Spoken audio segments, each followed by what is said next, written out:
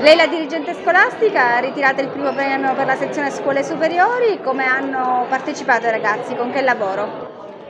Hanno realizzato un video che hanno registrato sulla base di una novella di Pirandello dal titolo La verità. L'hanno reinterpretata attualizzandola, mettendo in evidenza il concetto fondamentale che sta alla base della poetica di Pirandello, che non esiste una sola verità, ma ne esistono tanti. Questo lavoro ha permesso ai ragazzi di conoscere in maniera approfondita Pirandello, ma anche di comprendere il dramma dell'uomo contemporaneo, che non può ritenersi detentore di nessuna verità, ma deve accogliere le diversità presenti in tutti gli esseri umani. Quindi un lavoro teatrale e anche cinematografico di importanza culturale, ma soprattutto di rilevanza umana, sociale e civile.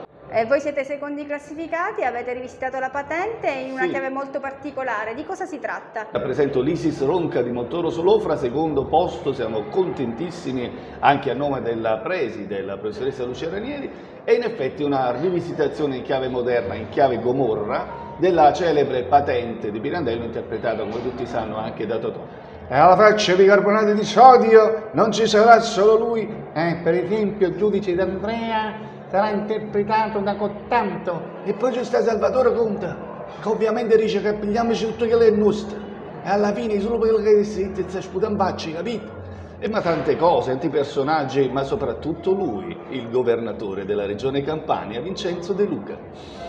Sicuramente stiamo realizzando il più alto numero di vaccinazioni in Italia, siamo primi nel mondo e bisogna anche dire che con la terza dose, la quarta e quinta, sarà in omaggio.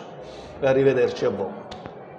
La tua classe è la terza classificata, avete prodotto un testo sulla giara. Esatto. Che emozione hai provato?